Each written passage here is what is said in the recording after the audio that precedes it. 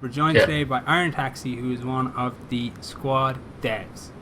These are the guys who worked on Project Reality and made that really very interesting from what I played of it. And now they're moving off into a new standalone, very exciting game. And we're going to talk about it. So I've got a reasonably simple question, but it's something that I'm fascinated with, is the decisions that people make around engines. Yeah. Like, why they use a certain engine, and I'm really curious as to what it was about you're on Unreal Engine 4. Yeah. Like, why it made sense for you to go with that engine.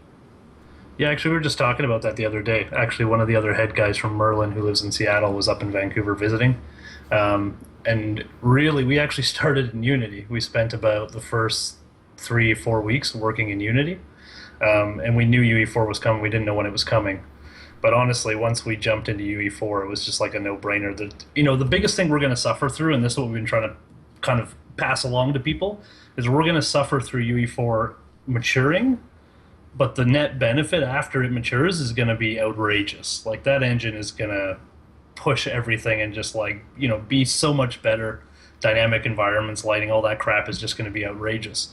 So, we saw where they're going to go. They have a really nice roadmap. Epic is a really cool company. They put everything out there that they're going to develop. So when we saw that kind of structure in front of us, we're like, okay, you know what? It's not the best right now, but it's going to be fucking epic. Like, it's going to be an amazing, amazing engine. So that was our main decision point. Yeah.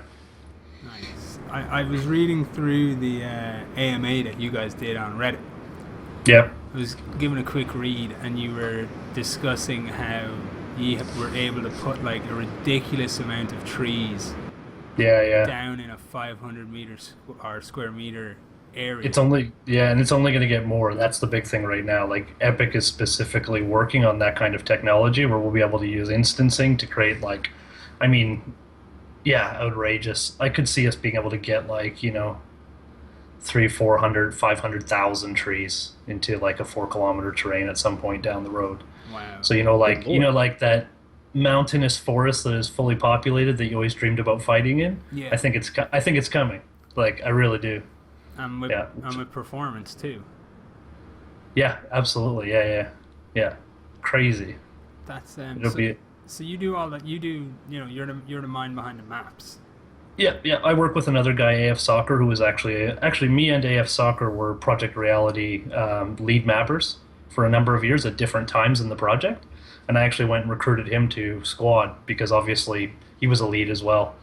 So we plug ahead. Like, we probably have 1 or 2 maps planned before the ones that we're actually working on. So we've got 1 or 2 right now that are kind of in the skunk works, like just being designed. And then we both have 1 or 2 that we're actually actively working on. So we already know where we're going. We don't tell you guys, of course, because that would be horseshit. We're not going to give you that information. Yeah. But we've got it. Like, we've built this plan in the background, and we know where we're going with this stuff. So me looking at that and seeing what can be done, like even stuff like caves, like being able to go under the terrain in Epic and Unreal Engine, no limitations. I can punch a hole in the terrain. I can have a cave system. I can do whatever the heck I want. There's very few limitations when it comes to stuff like that.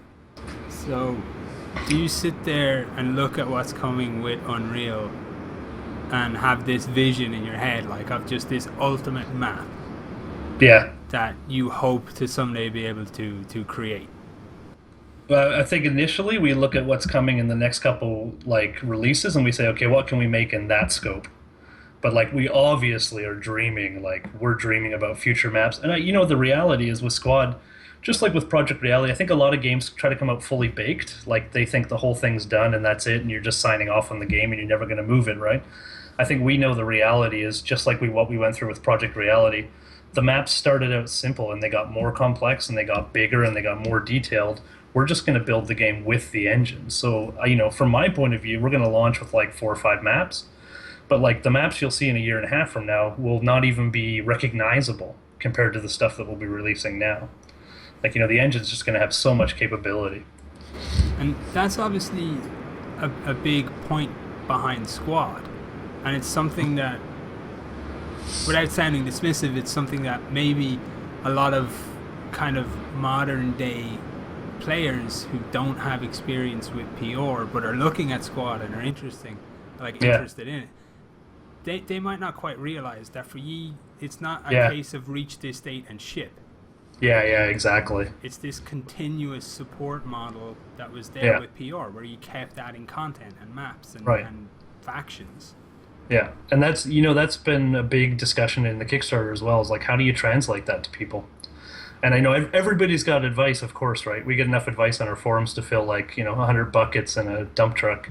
But it's like, how do you actually translate that? Still keep developing the game, and try and pass that along. You know what? I mean, part of our ethos for the Kickstarter was like, maybe we can't do that 100%.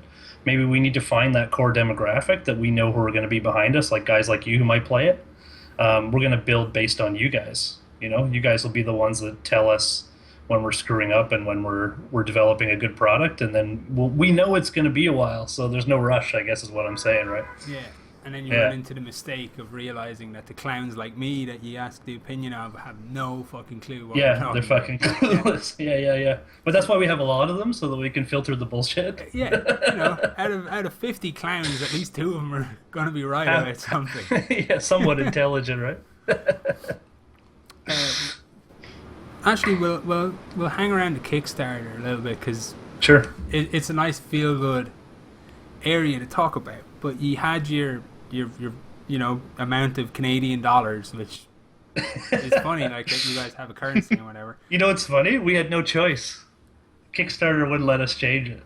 It wouldn't let you go American dollars? Yeah, we wanted to use USD, but they're like, nope, you're based in Canada. That's it. Tough shit. You're SOL. Yeah. It's like, damn. Yeah. But you had your value and you've beat it now. You're into the stretch goals area, and you've still got 18 days. Yeah. To go. Yep. It must feel fantastic for the whole team when you ticked into that fully funded. Yeah. Especially after that blazing first 24 hours, that was huge. Money just fell onto the page. Yeah, well, I would say the biggest thing for us is we did a lot of research initially, and we were very aware of the fact that almost every first-person shooter that's ever done a Kickstarter has failed. And if you look through, you'll just see failure after failure after failure after failure.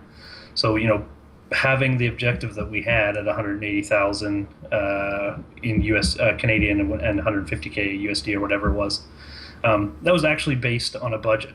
That was based on a budget that's to take us to early access. And that's paying the guys. Some guys have been working, like myself and Merlin. Merlin's been working full-time for 14 months. Hasn't got a paycheck ever. Wow. Yeah. So this money will let us do that, right? So we can look 4 or 5 months now into early access period, and we can actually fund the core part of our team. We can do stuff like we're going to be going to some of the events, gaming events and things like that. All of that will be funded now. And we can bring on more guys to make more content, which is, one of the big things with PR and Squad, like you said, is the breadth of content. It's not about this narrow little game. It's about a game that's going to grow and grow and grow in breadth, right? So being able to bring on 1 or 2 more guys who are younger guys just getting into the industry, that's amazing. We're going to have a whole summer. We're going to be able to bring on a bunch of new guys. Well, not a bunch, but, a few new guys to produce key content. So when we get to early access, we're going to have way more content. We can already see that. It's actually accelerating right now. It's really exciting. It's pretty cool. I know a guy in Ireland who is a amateur programmer that will work for cheap whiskey. Is he on the? He's not the guy on the camera. It's not even me. Who'd have thought it? Another Irish guy who likes whiskey. But you will work for whiskey, eh? Yeah, I don't even drink whiskey. I'll work for it because it's like cigarettes in jail over here. It's just currency. It's fine. That's funny. Snoove completely blew my train of thought there. We're talking about Kickstarter and there we go. That stuff. Yeah. Huge success of it. So, well, what did you guys think of it? That's really interesting because huge success is a relative term. If you were to look at Kickstarters as a whole, a huge success can sometimes be significantly more money. So from your guys' point of view, what does it look like? Huge success. You guys reached and surpassed your goal by a fairly large margin in very short time. And to me, I would define that as a huge success. If you still, if you're able to fund it, but maybe on day 20 or 29, it's still a success. I see a baby. Baby. He's looking around the corner. That's The next Jacob. generation of dev. He's pretty much was born when Squad started, so he'll be the Squad baby forevermore. Oh, Nice. just call him Squad. Yeah, I'll call him Little Squaddy. Yeah. Get off the camera, you guys. So, Yeah. for the Kickstarter, I'm aware of the fact that Kickstarters, the money comes in like a U. Early on, you get a lot of money, and then you get this tail, and then as you get towards the end, a lot of it's down to like the press, because good PR people will be hitting up the press. You know, we're coming up to the end of the cycle. Can you run a article for us? Hold on a second. Okay. Can you guys go into the other room if you don't mind? Sorry. I I'm feel just so gonna get bad. the other. No, it's okay. You just woke up. They can go hang out in the other room. It's like, get out of here, baby. Get out of here, baby! What are you doing with all your crying? I feel evil and mean now. It's great. That's okay. It kind of seems like it fits your MO. It's all right. It does. Pretty much. That's my thing. Now, you know what the really funny discussion that we've been trying to have externally that just is really hard to translate to people is that for everything we're like, if we put out an article in Kickstarter, that's development time lost right now. So like every action we're taking right now is so heavily weighted, you know, compared to development, that we have to be like really conscious of that. We could sit around and produce media all day, but it's not, you know, the game's not going to be ready for early access. So, you know, that's a fight where we got to have with ourselves, and you know, that's something we've been trying to talk externally about. But it's really hard for people to not just snapshot, you know, and not get a full picture of kind of what's going on behind the scenes, obviously. And I don't blame anybody for that, but yeah. See, I'm Canadian. I apologize a lot. No, that's fine. Sorry about that. That's okay. Snoo's American. He has a lot to apologize for, so it all Yeah, balances out. sure. I can apologize for him if you want. Yeah, there we go. Symbiosis. Yeah. So, you know, talking about the idea of taking kind of focus away from the core dev. Yeah. By like not getting kind of caught up in other things, like you've got ideas for like, you know, how to promote and how to get, you know, videos done and how to get articles done and all the rest of it. Obviously, have you guys decided that just over the course of the Kickstarter campaign that's actually like important? Yeah, to for sure. focus there, and But even just for that duration.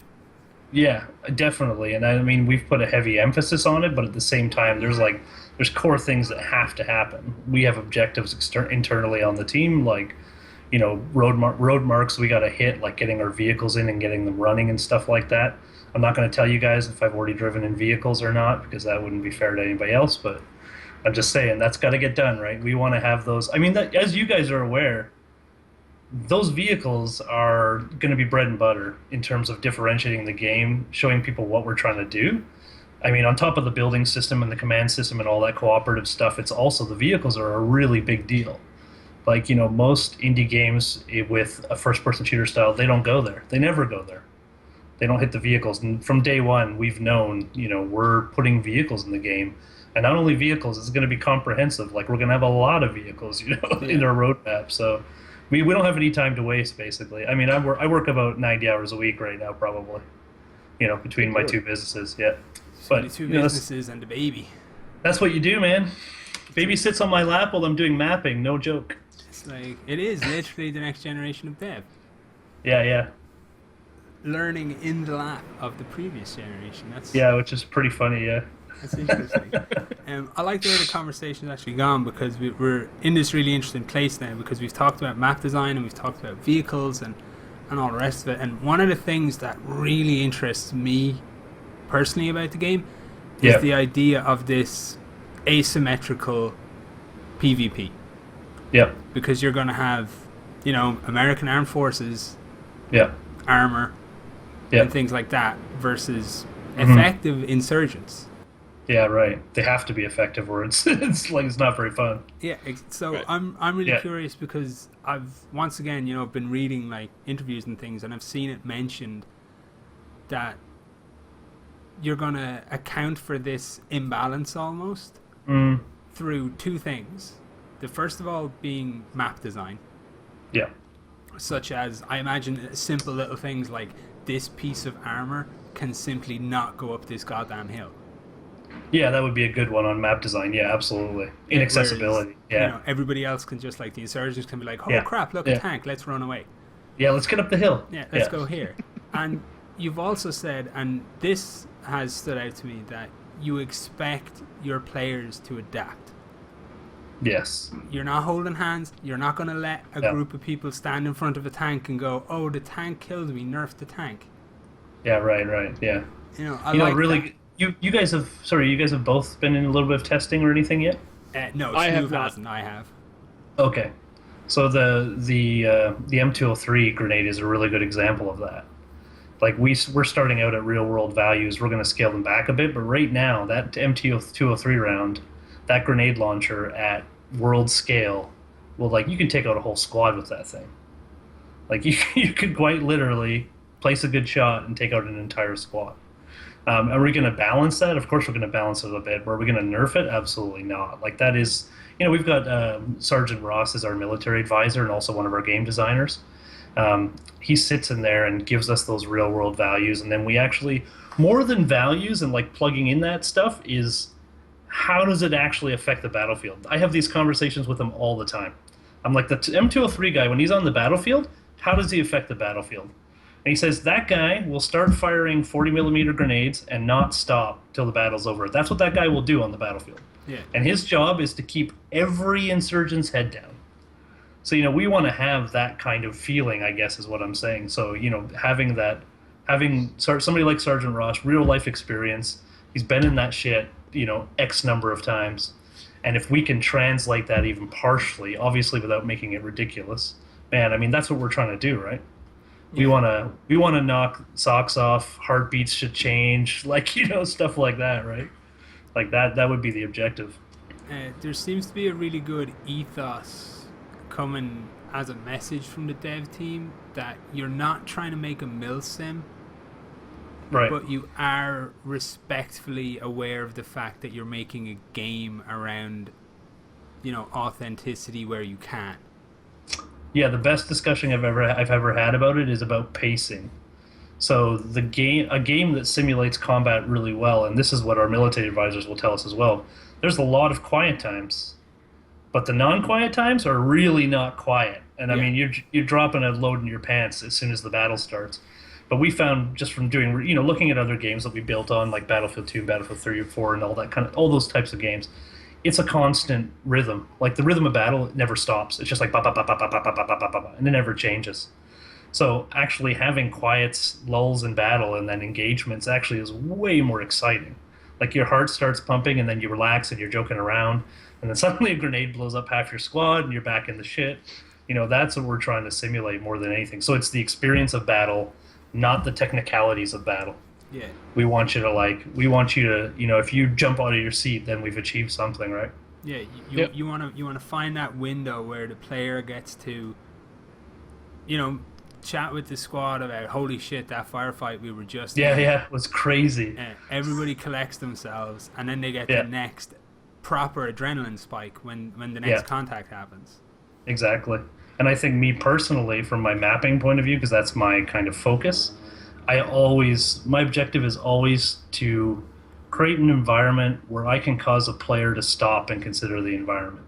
So if I can make something pretty enough and engaging enough that, you know, you'll get to the top of a rise or a ridge and you're going to stop. If you stop for like 3 seconds and just look around the valley, I've done my job as far as I'm concerned, you know. That is like, you've slowed down, your pacing's down, and then you're in battle. Like, you know, 4 or 5 seconds later, a grenade goes off, and, you know, shit just hits the fan, basically. Which is from my time in testing, the gunfights are tense. Yeah. It's what really stood out to me, like far more so than a lot of other shooters that I have played, because there's a different level of importance placed on things. In most FPS games, if a squad is wiped, you can't spawn in. Yeah. You know, you can spawn on your teammates and stuff in games like Battlefield. Yeah. Your teammate is the spawn point. In years, it's a pre-chosen place. It's like, Right. okay, this is where we're going to place our spawn. Yeah. And what you're worried about losing is the foothold. Yes. Yeah. All of a sudden, it's like, okay, if we get wiped out of this building, we're gonna die 1,000 times trying to get back in, and it adds this real proper tension, as opposed to I stupidly peeked, I got headshot, and then 8 seconds later I can just spawn in. It doesn't matter. I'm almost at the same spot again. Like 10 seconds later, I'm at this same corner. Yeah, Like killing the guy that just killed me. it's very tense. It's really almost a singular experience from gaming and it's been what I've really like zoned in on. Yeah. Has been the major attraction for me to Squad. And I meant to say this at the start, but I have actually kickstarted Squad, so that's out there. That's how into it I am. But kind of how is it that you're going to be able to balance this? I'm not actually that worried about it because, again, this is not a product that's going to be done in 4 or 5 months or a year and then get shipped. It's going to be like it's going to change all the time. Yeah. So the reality is, as new assets come on, we're going to have to be balancing all the time. And we all know that. There's nobody on the team that has a ship date for this product. So we worry about balancing, but we know that it's going to change like every build because we're planning to add a lot of content. So I don't worry about it at all, actually. We got stuff coming down the pipe. Like, we've just been starting to plan and plot out IEDs and the ID system that we're going to use for the Insurgents. That's going to be a lot of fun. Like, the GPU and the particle effects of an explosion coming up right underneath your feet when your squad's around you, you're going to just, like, you're going to crap yourself, man. It's just going to be my ridiculous. butthole already puckered just thinking about it. Yeah.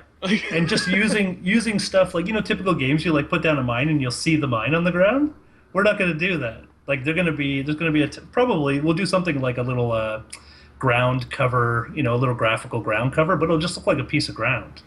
And unless you've got a really sharp eye, you're not going to see it, and you're going to walk over it, and it's going to be awesome. Like, you're going to be fragments, and half your squad's going to be dead, and that's that equalizes insurgents, right? Stuff like that. But yeah, it's going to be fun. That's exciting stuff.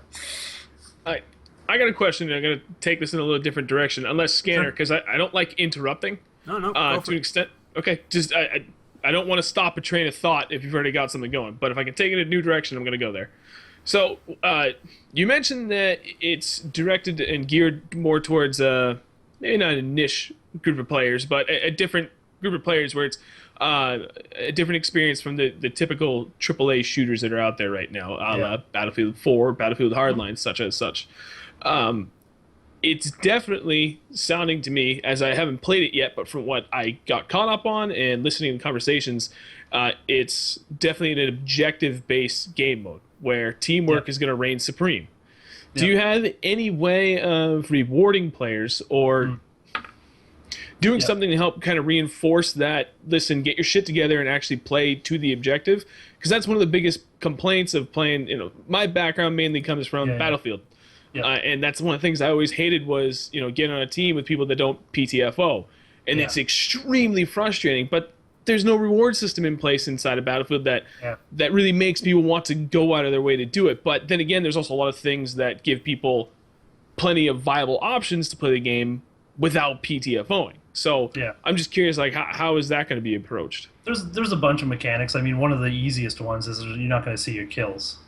So going to play the game for kills is not going to be very satisfying. Yeah, it might be because you know what, to be fair, if you kill a guy and you go find his body and confirm your kill, that's satisfying. I think that's a legitimate, that's playing for kills in a legitimate way. But if you're like throwing a grenade and then checking your scoreboard and making sure you're at the top of the leaderboard, like that's you're not even going to see that stuff. So if you want to, that's not going to be viable, period. One of the big things we'll do with stat tracking, at least the objective, is to actually do cumulative team scores. So squads will actually be scored, and it'll be teamwork based. So capturing objectives, all of those things will actually have a squad score. So in a perfect world, the system would be balanced so that at the end of the round, the squad is the top squad. Nice. Within the two teams. So that's a lot more pride building. And then, I mean, are you joking? You're the top squad and you're not going to play with that squad the next time? Of course you are. Right. You're going to be like, we're the top squad. Let's keep going. One of the things we're looking at too is having squads perpetuate into the next rounds. So you won't have to reform a squad. If you're in a squad and you're playing around and you win, you go into the next round, you're still in the same squad. So you can just keep that rolling, and it just, a bunch of stuff like that. In terms of keeping people in teamwork, it's a big discussion, obviously. Going solo right now, you can't access any of the specialized kits. You're a rifleman. That's all you get. So that's a big one. Okay. If you're not in a squad, you're a rifleman. So if you want to be the solo sniper rifleman, you're welcome to it. But that's a big one. If you want to access specialized kits, you won't get access. If you just go run off by yourself, like you were talking about the spawn points earlier. The spawn points being placed by the squad leader and being controlled through the deployable system, which is like fire bases and things like that you can build. You won't have access to those if you're off running by yourself on your solo mission and then you get killed. You're going to have to spawn back where your squad is working anyhow, because that will be the only viable spawn point for you. So there'll be a lot of mechanics that kind of keep you in the vicinity anyhow. But yeah, it's definitely a big discussion and a big challenge. One of our discussions around Kickstarter not being too large in terms of population is based around that too. We want to build a lot of community in the game, get a lot of the clans involved and a lot of the big communities that we already partner with, and get them building that teamwork, get them building solid servers before we have 10, 20, 40, 60,000 people playing the game. Yeah. Because if we just open shop day one and we're just like, everybody can have a server and you can play however you want, it would be a nightmare, actually. It would be a nightmare. There's that balance to be had, right? You want people to be able to play the game and have fun, do what they want, but there should be at least a minimum amount of structure in place so that these good and in the intended method, yes, in the intended manner as well. Yeah, it's consistently good, kind of. Yeah. I mean, and it's something I didn't mention that we learned from Project Reality. A big part of it comes down to the communities, like the admins. We have a lot of communities that we work with from Australia, from the United States, all that. We're going to be partnering. We're already partnering with those guys and getting them ready to be running really administered servers. And that gameplay, like one in particular we always talk about is Tactical Gamer, because we played with them for so long. Their server was like, I would grab a six-pack. I lived in Japan for 10 years. I would get off work. I would grab a six-pack on Friday night. I would go home, fire up my computer, and get on the Tactical Gaming server, and I wouldn't leave that thing till like 3 or 4 in the morning. Because that was my Friday night. Saturday night you go out, whatever, the girls and stuff. But Friday night, Tactical Gamer server, that was it. Like that's what you did. So we want to do that again. Like that's a big part of this is like those. Yeah, man, it's just some really really epic events and like memories. You build memories in these games that are just awesome. It's pretty cool stuff. Like I first played PO, Project Reality, really in the downturn of that, and it still really stood out to me. Like the first time I ever spawned in, there's guys who take real telling pride. You to fuck off. They took real pride in their roles, man. We had a guy who he was a heli pilot. What he did was fly the heli, and he took you where you needed to go. And if you were just about to get shot in the face, he would come and save your ass. Yeah. And that's what he did for like the 7 hours that we were playing. Well, my nickname is IronTaxi. I was an APC driver. Every Friday night, I would drive an APC around on a map, and that would be my dedicated role. Like, I would spend more time driving APCs, pick up a squad, take them to an objective, drop them off, sit out in the country, like sit out waiting for a call, basically, to come in and pick up a squad and support them, or to fire on positions, right? And that was the origin of my nickname, was IronTaxi, the APC. So are you sat there thinking, how do we take this philosophy, and because you're going to have a lot of the Project Reality veterans are going to be just sat there chewing through their keyboards waiting for squad. Yeah, they already are. Yeah, and they're going to be in there early. And are you going to try and like almost teach the new players by example with these older veterans? It's going to be tough, man. And we talk about this internally and externally as well in the community. Like, there's always a certain degree of resistance when you bring a community along with you. But I would say we also have a good base of communities that know that if they do a good job at the beginning, there's going to be a really strong community, and they're going to have people on their servers, and their clans are going to grow. Like, a lot of these guys really like to grow their clans and really have strong groups of, communities around them, and we're going to try and partner with them to set them up to be able to do that, essentially. So they're going to be a big component of it, not us. We're going to have some official servers, I think, but really that's going to be our community making sure that stuff happens. And we trust those guys. We talk to them all the time. Yeah, and the best thing is, even if like a new player might lack skills, every squad needs a meat shield. Yeah, and it doesn't actually matter that much in Project Reality and Squad, to be honest. Like, you can be a rifleman, a support member, and you don't need to know a lot. You just need to be able to follow commands from your squad leader. Yeah. If he tells you to lay fire on a position, you lay fire on a position. Can you if you can read numbers and you can push a mouse button, you can be a contributing member of the squad, That's you out, Snoove. I was going to say Scanner. Sorry, bud. You know what? Why don't you guys team up and you can work together? It's just the way Dude, I'm an anchor. I just drag everything down. You don't want me in your squad. I would say legitimately when I play Project Reality and even now Squad, which is fun. Squad is actually getting to the point now where I've started to have an itch to play it. Like, it's getting enough content, it's getting developed enough that we'll do a testing session on Wednesday or Thursday, and like Friday evening after work, I'm like, fuck, I want to play some Squad. But it's not, it's almost there. It's getting that feeling. Nice. But I would say legitimately when I played Squad, even now, I'm usually the machine gunner. Like, I'm a bit of a waste as a player on the team, so I just take a support role. They tell me where to set up. I fire where I'm told, and I find that a lot of fun. Yeah, just make people duck. It's a good job. Yep, absolutely. A slightly, I don't want to say awkward question, but maybe an awkward question that I'm going to ask you now. Modern shooters are dying on their connections. Yeah. It's the biggest Achilles heel they have. Outside of different systems that people may or may not like, it's the connection between players that's really killing off big games right now. You mean the spiritual connection or the IP connection? The spiritual connection. No, like the netcode and things like that, the hit detection and the refresh rates of servers.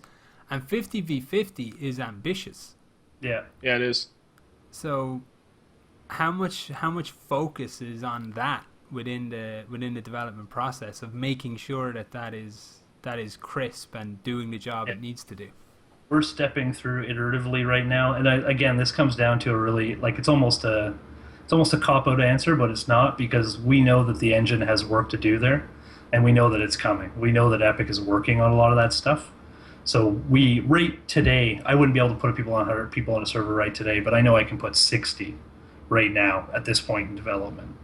And we anticipating it getting, this is something Epic's going to work on for us, and it's going to get better. Yeah. And we're going to work on it as well. Actually, we're going to experiment with a couple different systems and see which one we have preference. It's funny because each system, again, I'm not a coder, but I've talked about this enough with the team, and each system has its pros and cons depending on the engine as well, and depending on what kind of servers are supporting it. If we have a lot of official servers that are very, very strong, very high-end boxes, it won't be as much of an issue as if you've got people supporting really low-end boxes. I guess the reality is on a next-gen engine, there's going to be a lot of content. We're paying attention to how much stuff we're networking.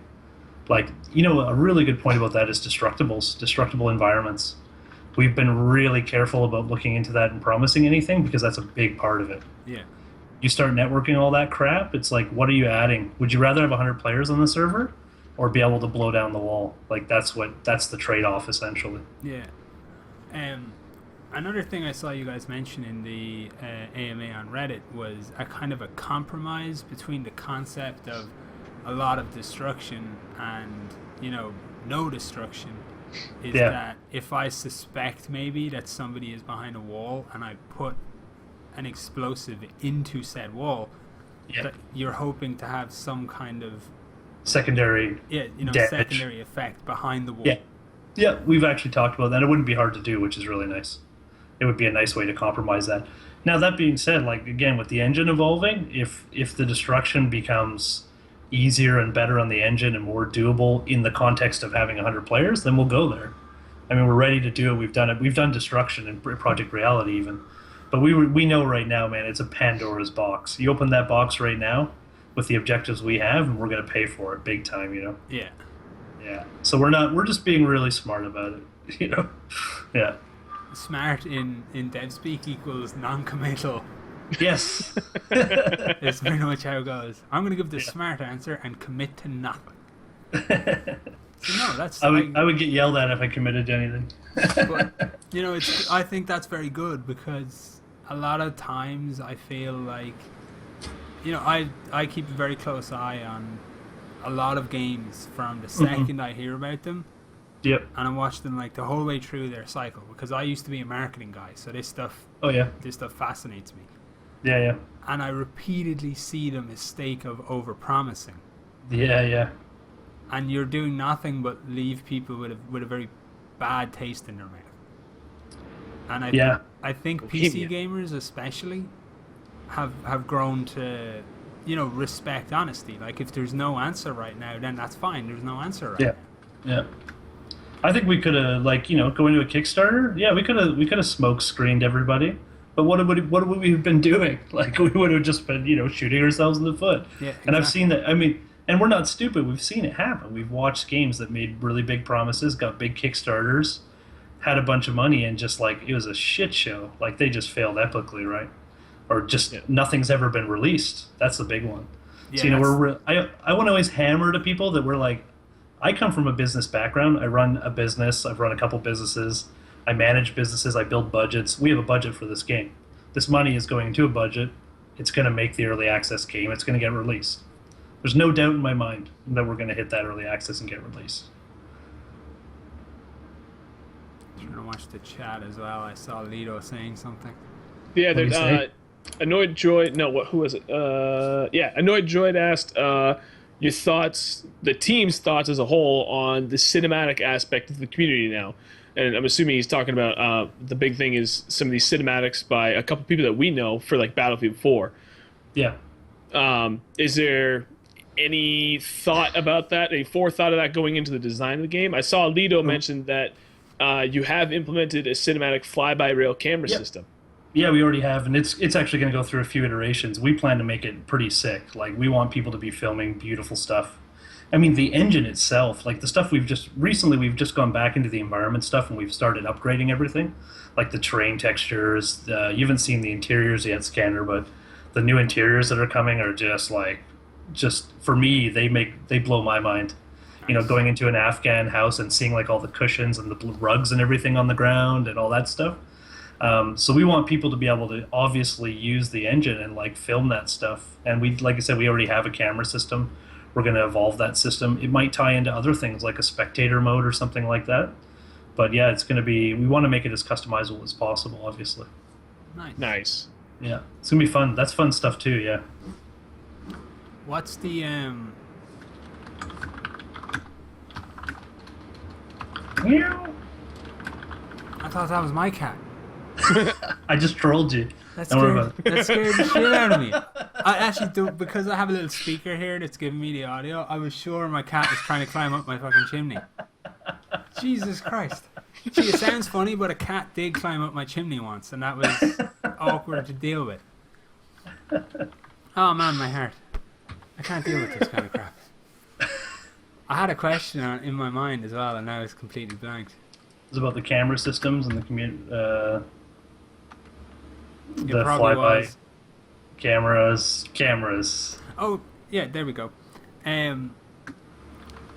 So with the with stuff like the GTA editor, is one of the best examples I can think of. It's like, you know, it's a major company going, okay, let's leverage community creativity. Yeah. And get, well, you know, artistically you get, like, interesting and fun and sometimes amazing content. But you also get free PR. Yeah, absolutely. You know, this stuff can go big. And even the skits, the funny things. Battlefield 2 had a lot of that. I don't know if you guys remember, but Battlefield 2 had, like, a thriving, like, you know, animation community, essentially, who were, like, filming videos in the Battlefield 2 engine, which is where we came from, right? Yeah, you know, I don't see any limitations on that. The thing that everybody, you know, always, or they don't forget, but is always kind of outside of people's scope of vision is the Unreal Editor is free. You can download it right now. It won't cost you a penny. You can basically, people will be able to take the entirety of our content, pull it into the Unreal Editor, and essentially film whatever the heck they want. Like, building a map will almost be a no-brainer. Like, whether we want people to or not, they're almost going to be able to, use the editor to start mapping. That's how Battlefield 2, the first map I ever made. I built maps for a lot of other games in the past, but Battlefield 2 was literally, I found Project Reality. I played it like for a week, and I would say after a week I opened the editor and I built Kwai River, which was the first map I ever built in that engine. And I think that map is still in the game right now, which is really cool. Nice. But I was so inspired by having that tool set. I would love to open the door to so many other people to do that, right? There's got to be a bunch of like guys who just want to try it out. So we want to facilitate that for sure. And like I said, the editor's free. You can just download it. It's a world-class video game editor. It's absolutely free. Yeah. So I think that's going to happen anyhow. Is my point. Like whether we like it or not, it doesn't matter. It's irrelevant. So you might as well like facilitate it as best you can. Yeah, whatever we can do. My dream is to have somebody take what our groundwork, take the editor and build like a Vietnam game. That would be awesome. If somebody built like the best Vietnam game ever off of our base, that would be just incredible. That would be awesome. And everybody loves Vietnam games as well. Yeah, I don't know how they sell, but they're a hell of a lot fun to play. Yeah. It's a nostalgia thing. Yeah. I remember that game. You remember Nam, do you? I was like, you remember Vietnam, eh, Scanner? Yeah. Charlie was in the trees. Yeah, last time you saw any sun. He also didn't surf. Okay, there was one more like definite thing that I wanted to cover. Oh, the audio. Yep. You've got the in-game voice comms. Yep. Are the best I've heard. Yeah. In any game, the quality of them is superb. Yeah. And it's just nice to see this kind of backing up of the concept that communication and teamwork is important. They're so important, we're giving you this really high quality tool. Yeah, not only that, it was one of the first tools we built. It was quite literally one of the first things we integrated was the VoIP system. And we're not done with it. I was just having a walk around with Merlin the other day when he was up visiting Vancouver, and having things like being able, and again, I'm not promising anything here, but this is kind of what we're thinking about. Having dedicated channels that you can switch to on your radio menu or something like that, so you can like connect to an armor squad, you can connect to any kind of Humvee squad or whatever it may be. With that really high-end VoIP system, we have a lot of options about just like expanding that capability to communicate. Whereas most games, you might have one channel, maybe two. I think the one for me, I don't know how much you played it, but for me as a squad leader, the squad leader channel is the funnest. Like, it's just amazing to be able to talk to other squad leaders in different parts of the map and like call in your objectives. When you get 5 or 6 squad leaders working together, it's so fun to just be coordinating that closely what your squads are doing. Yeah, it's a blast, man. Is there this is like almost like a personal love of mine, but is there any possibility of the little kind of on-off radio sounds and things like that? Yeah, I think they're probably going to make an appearance. Oh, they're so good. I think they're going to be muted, but I think we were talking about putting them on the squad leader channel. Like, they're not muted, but they're going to be, reduced. But the idea of having, because the big thing right now is it's hard to differentiate who you're talking to, if it's kind of other people are listening to you, or if you're in the voice or whatever, and it's just like having that little squawk might be a really good way to just remind yourself and everybody else that you're on the squad leader channel or whatever it may be. Plus the immersion level is...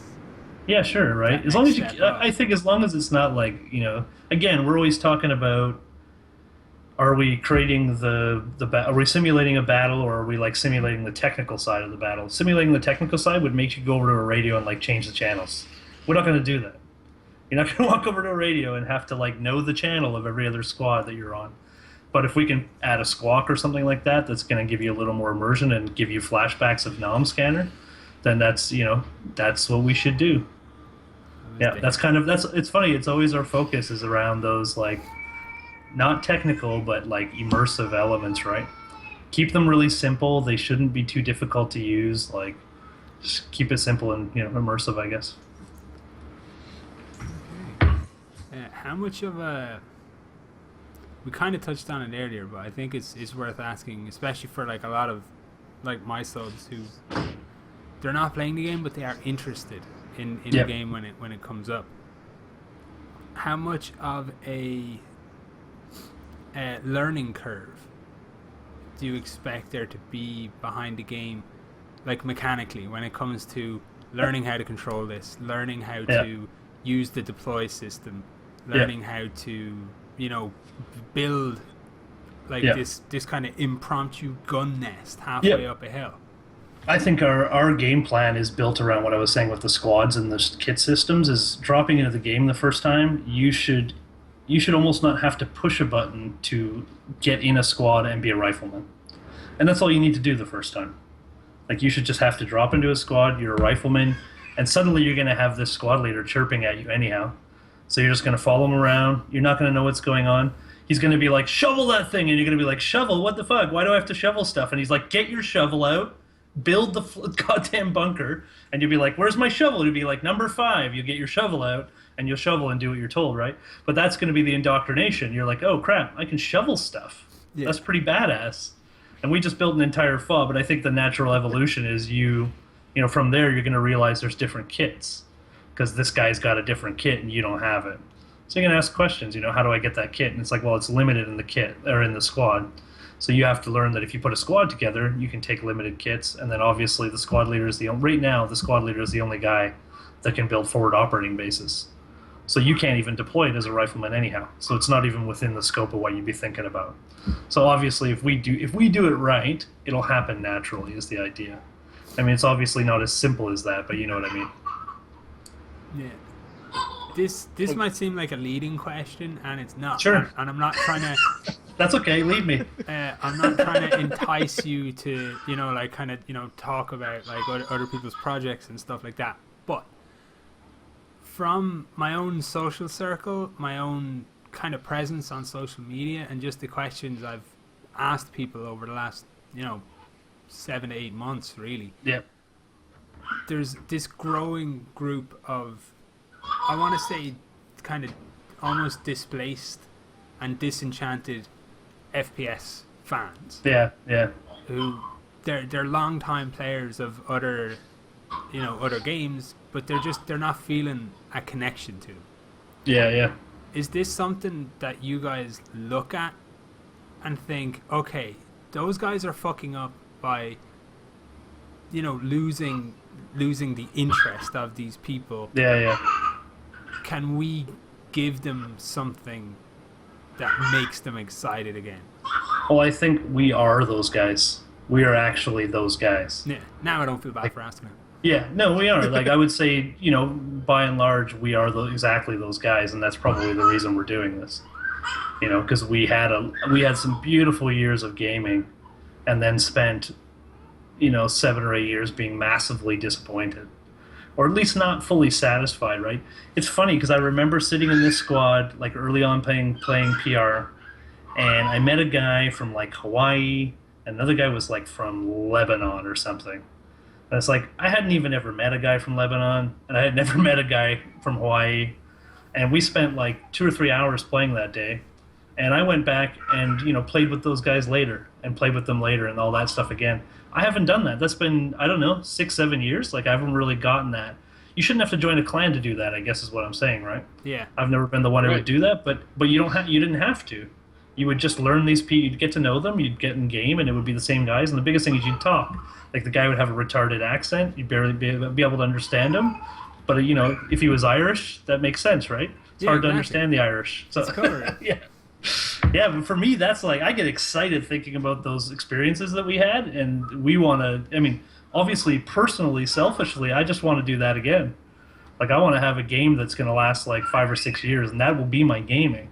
Like, that's it, I'm done, Yeah. So obviously getting to build it is pretty fun too, but, the playing is obviously pretty awesome. Yeah, you're just like trying to focus on building a game that meets your own needs and desires as a gamer. Yeah. And then trusting that universal aspect of I'm just a normal guy who plays games. If I like it, then other normal people who play games are going to like it too. Hopefully, and if not, we're still going to build a game. So that's been one of our background things, and that's what I was saying. We had a really hard time with stretch goals, and we're still getting kind of criticized for it. And it's a tough thing because our stretch goals are going to be in the game, and that's the way it's going to be.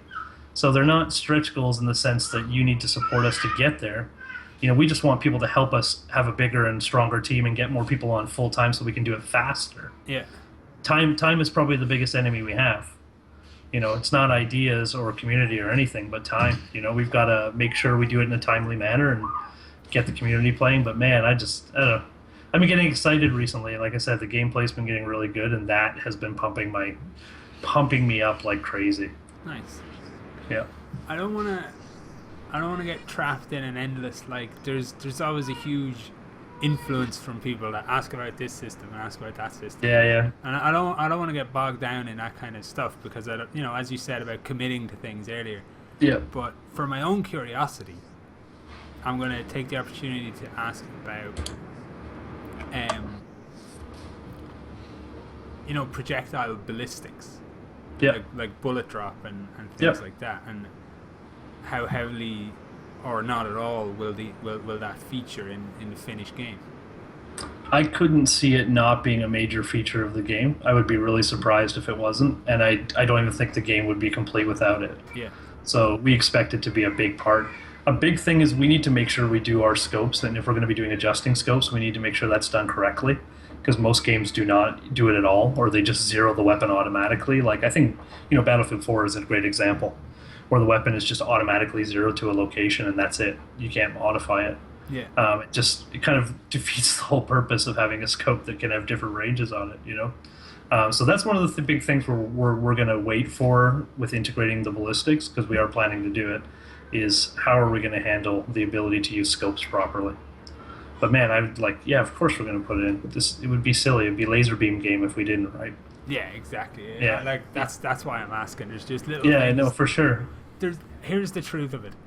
There's little things for me, too. There's arguments I've gotten in on the internet over Squad and its direction. And this is my way of telling those people on the internet that I argued with that, fuck you, I'm right, the dev just said it. Yeah, so. It's fun. We've got a lot of fuel for the fire when people are like, and this is nothing against Insurgency or any other games, but when people compare us, that's fantastic, because that just energizes us to be like, yeah, you think it's the same? Okay, fair enough. Like, let's go, game on. You know what I mean? Yeah, play a game, so, play around at that, and then when this is out, play around at this, and come back to me then. So having the ability, vehicles, all that kind of stuff, all these features that we've got in the pipe, I love it. I love when people doubt. Nothing more favorable than doubt. Just love it. Nice. Yeah.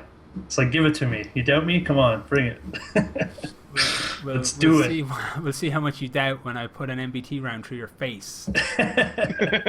I've been such an RPG whore for the last month since the RPGs were added, and I think almost all the devs have, because we just the RPG is just so much fun. The backblast, you saw some video of the backblast where you played with it.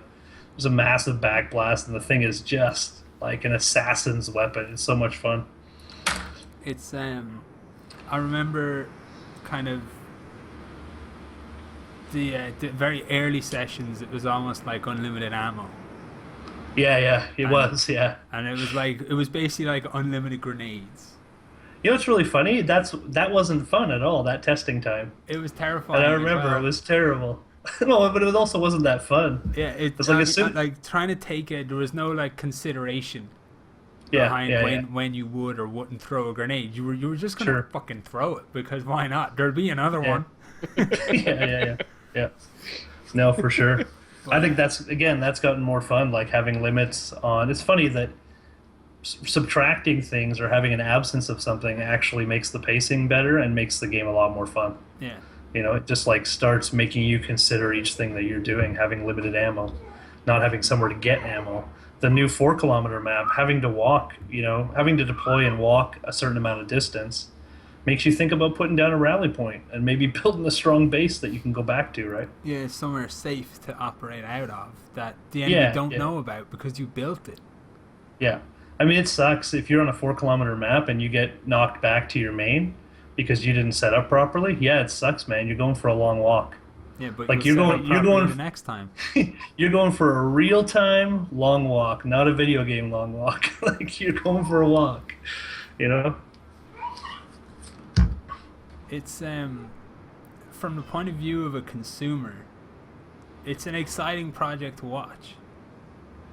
Because It's very hard for us to see that, to be honest, because we're so far inside of it. yeah, because I definitely put myself in that disgust where my interest in FPS games is just like it's in a definite kind of waning Yeah, it's plummeted, eh? stage, just like disappointment with a huge amount of things, from the way games work to what they focus on as being important, with like all Yeah. these stupid unlock systems.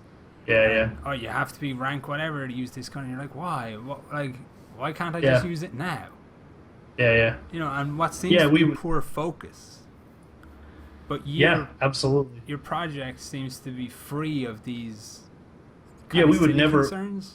We would never put something like that in. It's a no-brainer. That's really interesting. We look at the demographics of... We all kind of had predictions about where the player demographics would look like in terms of age and stuff like that. But now we're shooting pretty straight between the 18 to 24s and then like the 25 to like 40-year-olds. Like it's getting pretty close to a 50-50, which is fantastic. I think if we're getting that split coverage and both parties are interested, that's going to be the best possible situation for everybody. Like I think it's going to be, there's going to be a lot of kids in there screaming and stuff like that, but at the same time, there's going to be a lot of older people to lead them along. Sounds funny, but like, you're going to have a lot of mentors around in certain communities, which some games don't have. Like some games are screaming kids, and some are like really grumpy old farts Yeah, playing I was a going game. to say some are screaming adults. Totally. Yeah, and there's like playing a game that's like 25 years old. And yeah, it just blows my mind. I cut my teeth on Delta Force series. I modded that obsessively. So like, there's still guys playing Delta Force, which is nothing against them, but we're hoping that we can pull a lot of those guys forward too. Yeah. And we're seeing that from the demographic data too. We're getting the guys. Like we've had guys PMing me recently who are like 60 years old. Some guys based in Canada that are actually a gaming group who are like 60 years old. And we've managed to pull them out of playing old Delta Force, which they still play, like today. Wow. So being able to pull people like that forward is fantastic as well, right? Yeah, especially Absolutely. because the trend implies if you get them playing squad, they're still going to be playing it in 20 years' time. Yeah. Not to mention, and this is like not a selfish statement, but they have deeper pockets. Yeah. Like much deeper pockets, right? I'm in the same boat. I'm 38 years old, buying dropping $300 or $400 on a video game on a Kickstarter is nothing. I would do that in a heartbeat.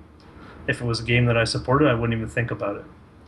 So there's something to be said for having an older community there as well. Not that we're focusing on it, but you know what I'm saying. Yeah. Yeah. I mean, the more the merrier. Yeah. Yeah. The more the merrier, and the more money you want to give us, the merrier. If the side effect is that's fantastic. Yeah. We've got a lot. I don't know how. I guess we've never really talked about this on these interviews, but it's kind of important to talk about the fact that we have this team that is like, I don't think you would believe how diverse and mixed up, and like we have like I think he's a 52. Our textures that you've seen on all our weapons, the vast majority of our weapons, the textures that everybody loves. He's like a 52-year-old steel worker who lives in Northern England, and he's an absolute gem, and he's a son of a bitch, and he's grumpy, but I mean he's awesome. I would never want to work with another texture artist after working with that guy. And then we've got a bunch of young guys who are like 19, 20 years old, just fresh out of school, high school, first year in like video game design, things like that. And then myself, I run another big business, and I've been in modding for 20 years. It's like the spectrum is just retarded. And geographically, they're all over the place. Like, it's just bizarre. So, actually, I'm glad you brought that up, because one of the things I've been waiting for my opportunity to get into is that I want to know a little bit more behind-the-scenes stuff, because that stuff really intrigues me. So, how many people are in the team total that are working on the game? I would say, on a gross scale, there would be about 23 people. Okay, and sorry, go ahead. Yeah, a lot of people are in support roles, like kind of really support level, like testing and QA and stuff like that. Still obviously really important, but the hours are not the same and things like that. And then we've got a subset of about 10 guys who are part-timers who are in school and doing other stuff. And then we've probably got 8 to 10 guys. We have a core like 6 guys who don't do anything else and have no income right now. Like they probably work 60 hours a week just on squad, no income, if not more. Living on hopes and dreams. Yeah, totally. Living on hopes and dreams and ramen. Like, And then we've got a couple guys like myself who run a full-time business, but also probably at least put 40 hours into squad a week. I put at least 40 hours. It's probably more like 50 or 60 if I counted it. Pretty much every waking hour. Yeah, go ahead. So there's no central location you're all working out of then? You're all just scattered and you get together online to discuss the scope of the project, not the scope, but the progression of the project and the whole 9 yards? Yeah, we use a third-party program called Slack. I don't know if you guys have ever heard of it, but it's basically your own real-time forum chat. It's a forum/chat channel. So It's literally just a bunch of channels down the left, and then everything is real-time. Oh, wow, so you're nice. Just talking real-time, and you can see when everybody's online, and, it's... We integrated into that about 5 months ago, and that was such a big difference. Forums just don't really cut it.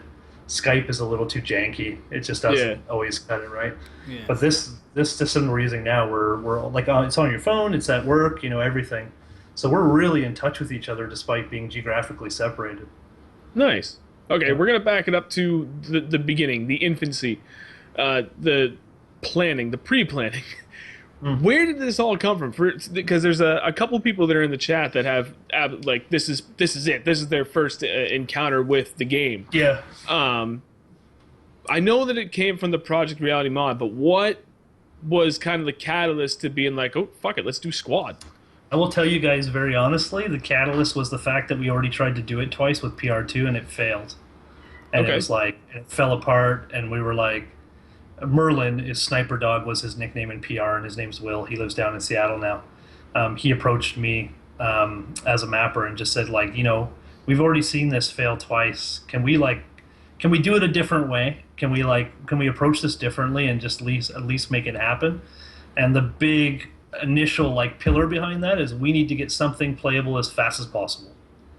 And I think that's one thing that surprised people is the fact that we've gotten into playable as fast as we possibly can, because we've been telling ourselves behind the scenes, the only thing we need to do is get playable. Because that was the thing that killed a lot of the earlier projects. There's far too much planning and not enough doing. So we were like, this is our base. We need to get playable. We need to get playable. We need to get playable. So we were playing the game in multiplayer in a couple months, with weapons and everything. Yeah. And that has been really cool because it made recruiting a lot easier. Oh, I bet. Bringing people in, man, it made it so much easier. But yeah, that's the background was actually the failure of the previous projects. I would say 80% of the people on the team right now probably worked in one or another iteration of a follow-up to PR that didn't succeed. So I think there was a lot of pent-up desire to do this already. So we literally went around at that point and looked up all the people we knew who had that desire. So Tom, who's a Z Trooper, he's from Denmark. I've worked with Tom for years. We've probably worked together for 8 or 9 years. And I just approached him online and said, hey, this is what we're doing. It's not going to suck this time. It's going to happen. So just come try. If you don't like it, you can leave, Yeah. And we went and approached a bunch of guys like that. And, obviously we got a lot. We got the core people we need. So that's how it kind of just started happening. And obviously you get more people, you get more energy. Things snowball. I'm not going to say that we haven't learned a lot and that there hasn't been a lot of challenges, because there has. It takes on a different seriousness when people are looking at this as a springboard to future careers. Yeah. And that might not be myself or anybody, everybody, but a lot of guys are. This is a serious business to them. They've studied game design, they have degrees, or they're just finishing degrees, and they want to work in this industry. This is a big deal for them. Yeah. They want that pride of place on the CV. Yeah. Yeah, totally. But anyhow, that's in terms of origins. That's kind of how it all happened. And most of the people, almost everybody, had some connection to Project Reality at some time, and a lot of us had already worked together, which is really nice. Yeah. When you've got all those personalities sorted ahead of time, that's a huge bonus. Absolutely, yeah. So it really was just, it wasn't like, hey, someone came along like, dude, I got an idea for a game that can make money. It was really driven by a passion and a desire to build something that y'all firmly believed in would work. Oh, we wanted it big time. Like like you said, I don't want to say it sound too like evangelistic, but there's a disgruntled mass who want to play a game that's coherent and it takes you 3 seconds to think before you shoot, like identify a target. If you got a big red circle on top of the guy you need to shoot flashing in your face, you're not going to use your brain, man. Like I like my Doritos.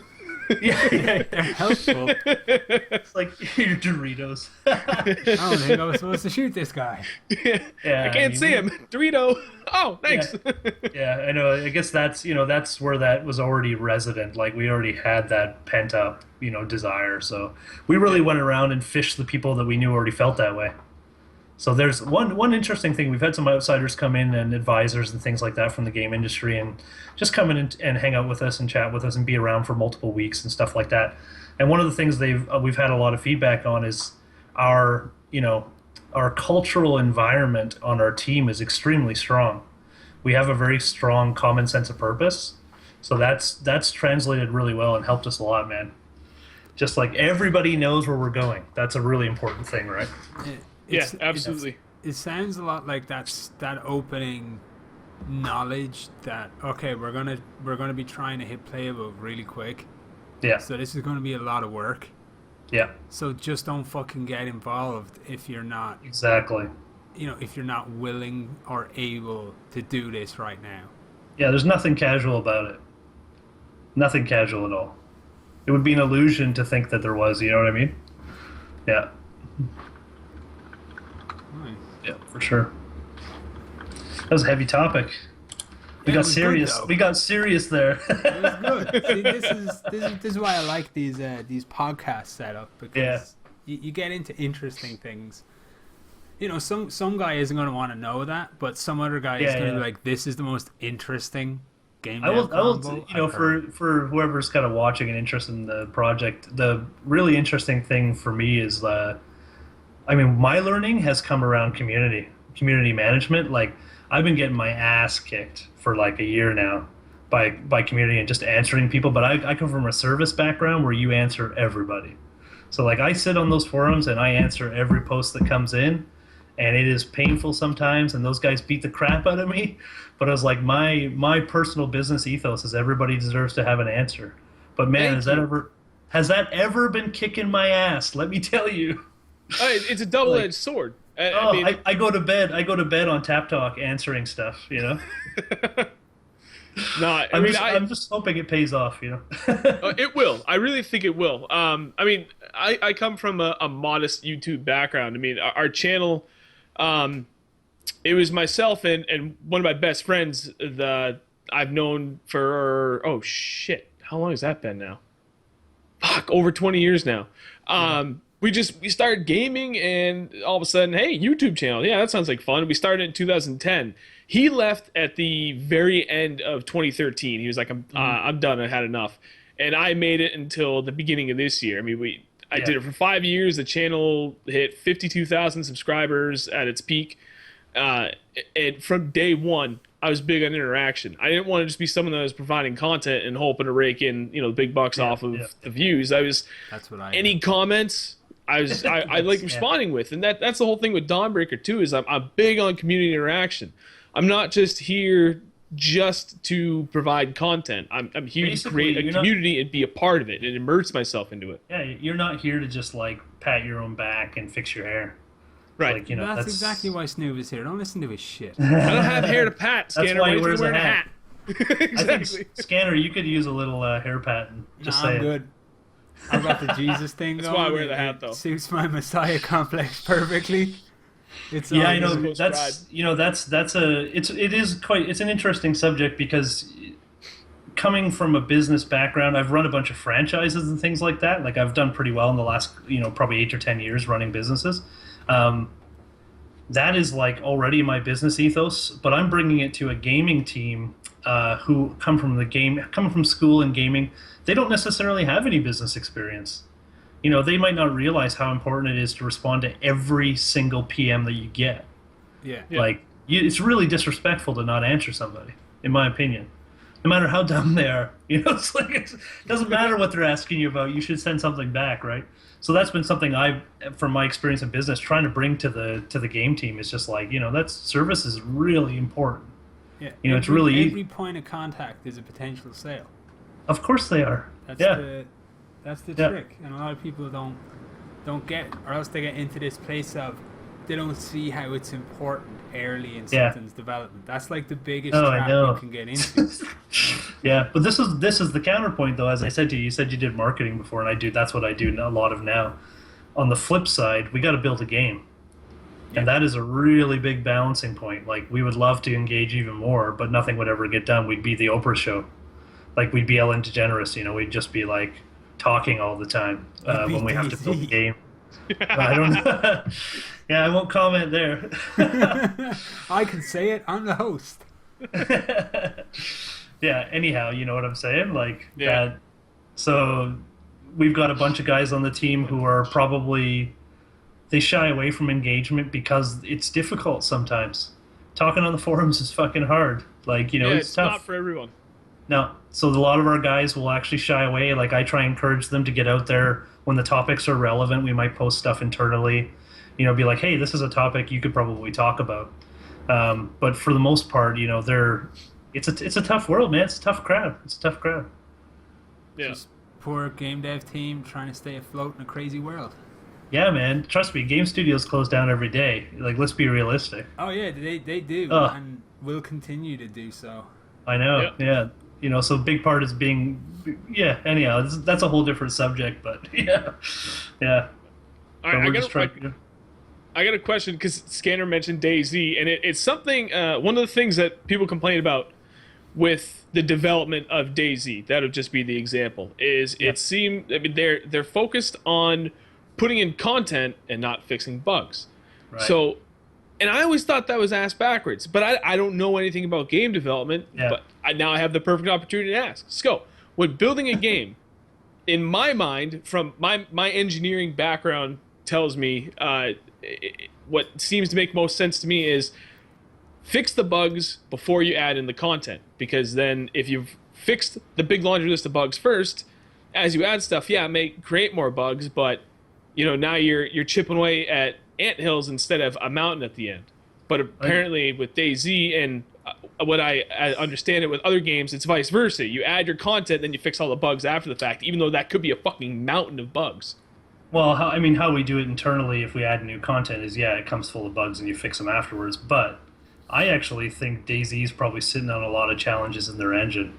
And I think they probably got bugs they can't fix. That's, you know, just I read up on them a lot, and I follow DayZ, and I follow Rust a lot. Like, Rust has been getting really interesting again, actually. I've actually been quite engaged.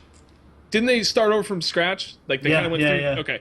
You should watch some of the podcasts and stuff and streams that are going on where they have a spectator cam where you can just watch a whole battle happening. And I watched like a 40-minute Rust battle the other night.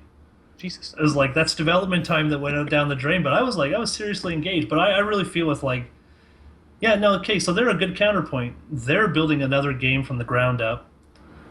They kind of, that's a tough one. It's a really tough question.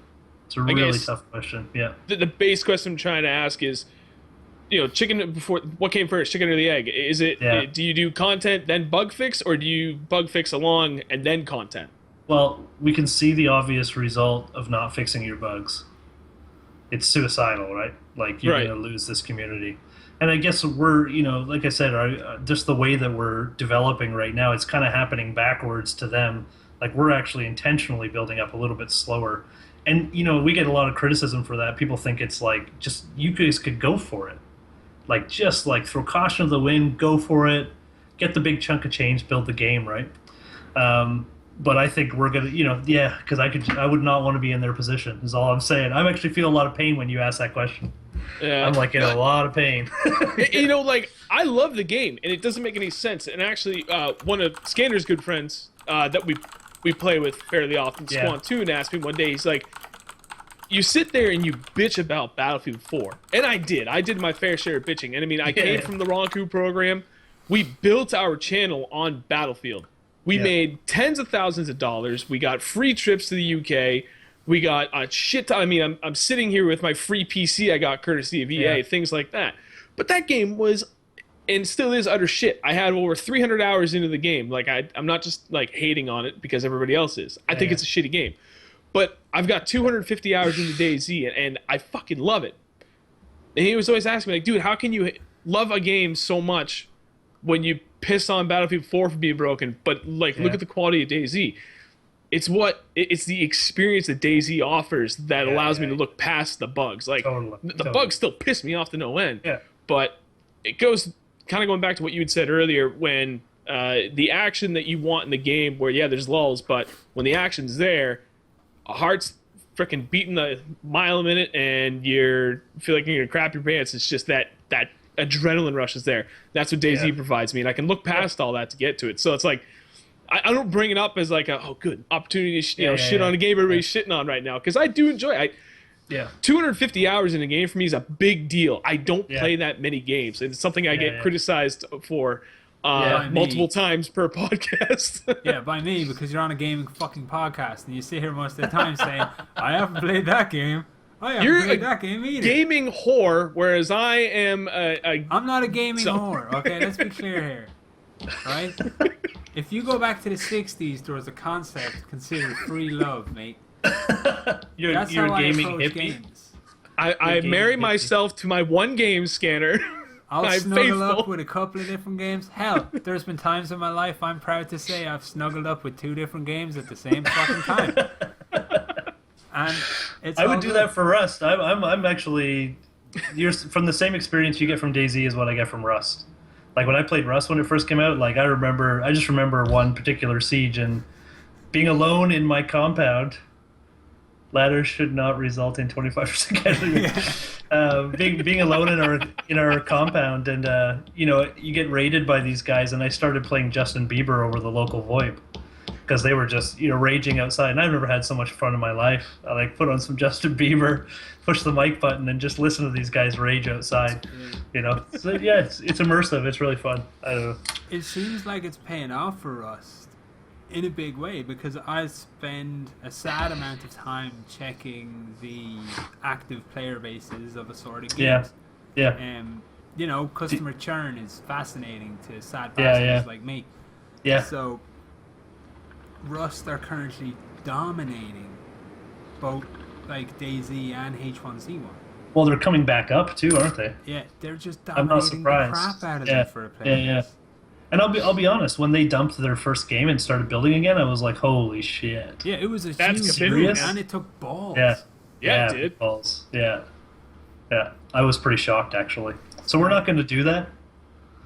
No? We're not just going to chuck it out like, fuck it. Yeah. Get back on topic. We're not going to do that. No. Couple months but with that's early access and restart. Yeah. That took balls. I don't have those balls. Yeah. I guess the point for us is we're not going to put ourselves in a position to have to do that. But they did one thing that we are doing, which was rapidly getting to a playable mode. Yeah. Like the first version of Rust they released was a hunk of crap, but it was fun. Like it was super fun, right? So it's like that's what we've been trying to do. We just need to get playable. We need to get people in game. That's always been the easy. We have like 200 or 300 active testers right now and media people. So we've had probably cumulatively 1,000 people in game already and have played the game. 200 or 300 play it fairly regularly at this point. I know that's going to piss a lot of people off because they're like, why am I not playing the game? But yeah. That's the reality. Yeah. So I think it's getting the playtesting hours, which is really cool. So we've gotten far enough that we can get good feedback, good playtesting hours, which is really awesome. I mean, we're hoping when we hit early access, obviously, that it'll be playable enough that it'll be, the compelling amount will be viral enough that, you'll go out and get 3 of your friends and start playing the game. Because that would put us in a position where we can take a year or two to develop the entire game in its full scope. And then decide what we want to do with it after that. We figure it would be 12 to 24 months, to build the full scope of the game, probably. Yeah. Oh, wow. So, as far as early access goes, is everything still on schedule for your planned time to get to early access? Yeah, basically, we're keeping it loose again, not committing to times, but we're looking at the fall, basically, sometime in the fall. Nice. will be getting to early access. And there's no reason, like, well, for what we've got in the scope of our early access right now, we're very much on our way. Like, I don't think there's any technological challenges that we're facing right now to get to early access. It's mostly just content and systems. You know, a couple of our systems are not complete, so we need to build some new feature systems and things like that. But aside from that, yeah, I mean, we're just going to hit it. Nice. Good. I find it interesting and fun. Like, it's nice to be, you know, I don't want to say on the inside, but it's nice to have a peek in. Yeah. To the way it all works. It's been interesting for me too, because I'm actually used to being the boss in my businesses that I run, and I'm not. Yeah, I'm not the boss anymore. Yeah. So there's a lot more negotiating goes on. We're very much like borderline a cooperative at this point. Like, communist. You know, everybody. Yeah, pretty close, pretty damn close. Don't say Like, that. The NSA can be listening. That's okay. I'm in Canada. Don't worry about it. That's true. But we're really cooperative. It's very, very open decision process, which means it sometimes takes a hell of a long time to make decisions and get things pushed through. But I think at the end of the day, we're ending up with a much closer team. Like, it's getting way more close knit. Everybody's on board. You know, everybody's opinion is heard, etc. Compared to what I'm used to, whereas, you know, I kind of I get to make the rules. So normally just like, shut up. Yeah, I'm like, this way. Don't bring me problems, bring me answers. That's my motto. Yeah. Sorry. I'm just reading your comments. There was one more thing. I'm looking at the clock, just thinking about kind of starting to wind it down a little. Oh, one more pretty simple question. Is when it comes to... I've got this big... It's like a pet hate. And it's maybe not the right term to use here, but I'm going to use it anyway and not care. Okay. The design by committee concept. Where when we apply it to gaming, let's say that, in my opinion, a dev team should have their vision and should be open to feedback, but never pushed away from the vision. Yeah. Because that's what drew them in the first place to the project. That's one of the things I was emphasizing, the fact that we already have this ingrained common sense of purpose, because we're all there for the same reasons. You know, it's not like we pieced a team together from artists and people and then built a vision. We actually came with vision. Like, vision came built in. Yeah. So it is quite unique from my experience in working in businesses to have that already there. Usually you have to build that. Yeah. But now it's kind of like the base pillar. The base pillar is we all know what we're headed towards.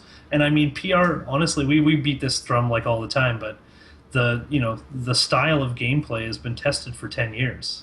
We know exactly what's going to happen. You know, we often know what's going to happen with a particular change and what it's going to look like and how it's going to play out, because we have 10 years of videos on YouTube that we can watch people doing the exact same systems. So that informs us a lot. That, like, going back and looking at what happened and how the project evolved in the past, we spend a lot of time doing that, and it informs our decisions in the future, which is really interesting. Awesome. He's like, that was a boring answer. No, it was. You need to understand, it's 2:30 in here, sir. Right. And I don't have fucking trees that ooze sugar at me outside my door either. God damn. So, no, I like. It was really nice to talk to you about it, and about the project, and obviously it's fantastic to see the Kickstarter do so well, and it's nice to see people getting excited about a tactical, FPS game. Yeah, with emphasis on them. tactical. That's saying, yes, it's a FPS game, and if you're not playing smart, you're gonna be dead. We had a great test round like last Wednesday on that new map. We set up. I had a squad. I was leading a squad. We decided we would be base defense squad. So each flag that we captured, we would stay at that base, and we would set up a base around this flag, a compound or whatever it may be. And I remember it was kind of driven home to me because we were set up all around the compound, everybody communicating, everybody on a building top or some kind of vantage point. And we would get like a single insurgent or two would approach the base, and they would be dead in like mere seconds. They'd be dead. So like that lone wolf person trying to just penetrate the base, it's just like it didn't happen. You know, it was just like it was a lot of fun to see that level of communication and how it results in like you could, you know, teamwork is completely OP was the comment we were using internally for quite a while. Yeah. Like teamwork is so OP. Like nobody could penetrate any of our flags for that entire round because we were so well organized. But it was super fun. I always find when I'm in a test session, I play so much better when other people are around because I freak out less. Oh yeah, yeah. Like if I see one dude and I'm the only guy there, and I think, okay, I need to shoot this guy, or he's gonna get somewhere and he's gonna fucking do something we don't want him doing. Yeah. There's some stress involved. Performance anxiety. If it's 5v5, Yeah. I'm like, yeah, let's do it. We were pretty worried how like 8 or 9 would work out, but honestly, I've run with some like 7 or 8 man squads recently, and it's fine. Like it works out good. In fact, you get really good coverage if you're like defending a compound or something. Having 4 or 5 guys is really not enough. Like having 8 or 9 guys, it's awesome. You know, you can really cover an entire compound. So it'll be exciting to see how that evolves too.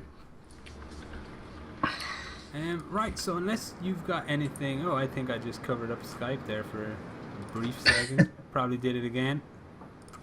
If you've got anything that you want to say from the dev team or put out there, then definitely take this opportunity to do it, and we can wrap up the podcast, I think. Yeah, for sure. I mean, as I said, I don't think our team gets enough recognition because a lot of them are behind the scenes and they stay there with purpose because they're more focused on important things. But I mean, I hope we've just translated everybody. We have a good team. We've got a good plan and common sense of purpose. Like we know where we're going. This is not, we're not just shooting from the hip.